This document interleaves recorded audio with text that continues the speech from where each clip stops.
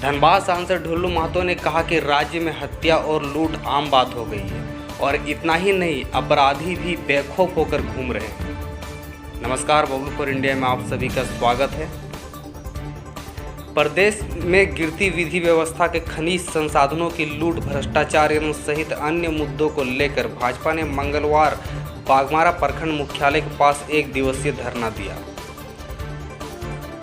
धरना में सांसद ढुल्लू महतो व विधायक शत्रुघ्न महतो इंदिरा चौक से प्रखंड कार्यालय तक जुलूस के साथ पहुंचे। धरना के माध्यम से उपायुक्त को वीडियो के जरिए मांग पत्र सौंपा गया।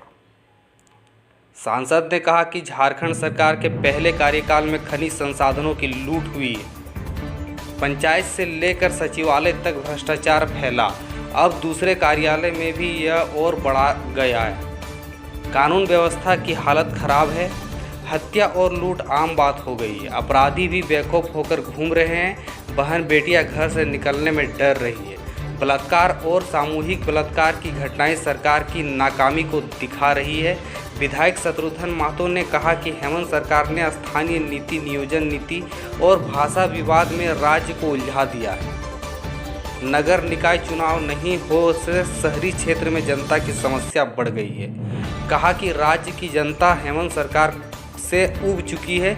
मौके पर जिला महामंत्री धनेश्वर महतो, उपायुक्त महेश पासवान, सूरज देव मिश्रा, कार्तिक महतो, उत्तम ग्याली, दिनेश रवानी, गोरंज बावरी, बच्चू राय, बलिराम चौहान, रंजीत सिंह, सुभाष राय, रितेश रजवार, विनोद महतो, लीला देवी, देवानंद साव, निरंजन गोप, सुरेश चौहान, प्रिंस शर्मा, राकेश सिंह, सुनील रवानी, ललिता देवी, चंपा देवी, सोनी देवी, सुनीता देवी, मंजू देवी, मीना देवी आदि मौजूद थे।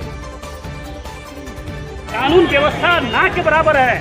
संविधान खतरे में है और संविधान को बचाने के लिए भारतीय जनता पार्टी के एक कार्यकर्ता को जान का बाजी भी लगाना पड़े, एक कदम पीछे नहीं हटने जा रहे। क्योंकि आप जानते हैं भारतीय जनता पार्टी त्याग, तपस्या, बलिदान के लिए 24 घंटा तैयार रहता है। महिला सम्मान योजना दे रहा है, हमारी माँ बहन को दे रहा है, मगर वृद्धा पेंशन बंद कर दिया, वृद्धा पेंशन बंद कर दिया, विकलांग पेंशन बंद कर दिया, जो गरीब कल्याण योजना जो भी चला था वो बंद कर दिया, विकास का हर योजना को बंद कर दिया।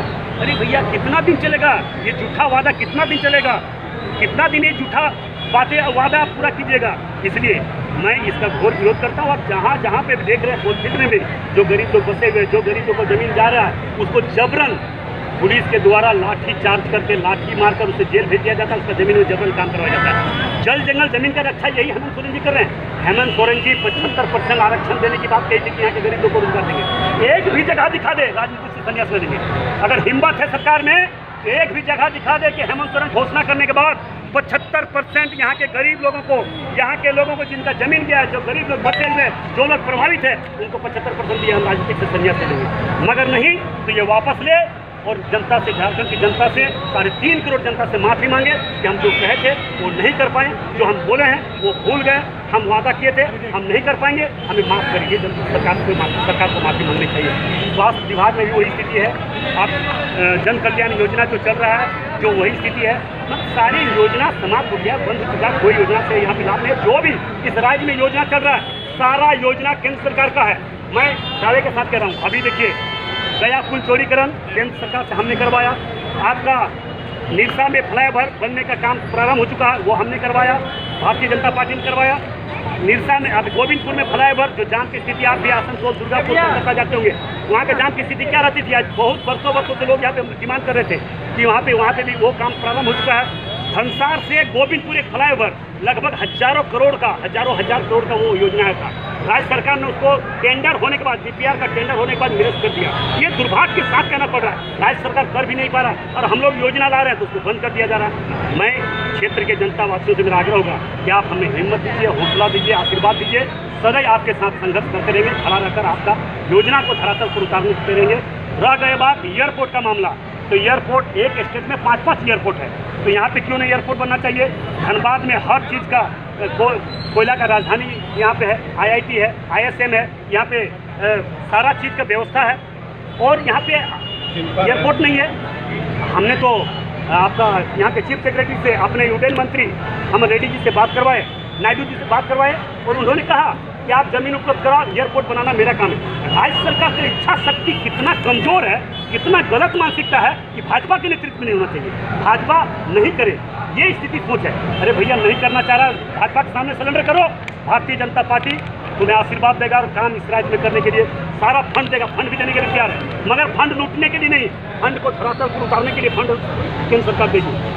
मगर इस तरफ से जो गलत था स्थिति जो आज राज्य में बनता जा रहा है, धीरे धीरे कानून व्यवस्था समाप्त हो रहा है, भय का माहौल हो रहा है, उग्रवाद का मनोबल बढ़ रहा है, क्रिमिनल का मनोबल बढ़ रहा है, यहाँ के जमीन विस्थापित गरीबों का जमीन लूटा जा रहा है। कतई भारतीय जनता पार्टी बर्दाश्त नहीं करने जा रही है, ये मैं विश्वास के साथ कर रहा हूँ। और देश राज्यवासियों से मेरा आग्रह होगा, निवेदन होगा कि आप भारतीय जनता पार्टी के कार्यकर्ता पर विश्वास रखें, सदैव देश हित में, राज्य हित में, देशवासियों के हित में, राज्य के वासियों के हित में अगर भारतीय जनता पार्टी के कार्यकर्ता को अगर एक एक बूंद खून का जरूरत पड़े तो देश और राज्य के लिए देने के लिए यहाँ पर नगर इसलिए उसी खिलाफ हम लोग आज चरम पर यहाँ पर आए दिन हम आप लोग देखते होंगे के माध्यम से यहाँ पर संस्था में, विधवा में, वृद्धा में, विकलांग में सभी लोग खर्चा हो रहा है।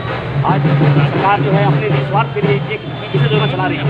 हम कह सकते हैं कि हमारी विधवा मार हो रही है, हमारी विकलांग मार हो रही है, हमारे केंद्रीय गरीब योजना के सारे जो है बंद कर दिया गया है। इसका कह सकते हैं कि ग्रामीण व्यवस्था, एजुकेशन व्यवस्था के खिलाफ हम लोगों ने आज भारतीय जनता पार्टी के नेतृत्व में और प्रदर्शन में माध्यम से होने की आपको सपना है। आज हम लोग इस माध्यम से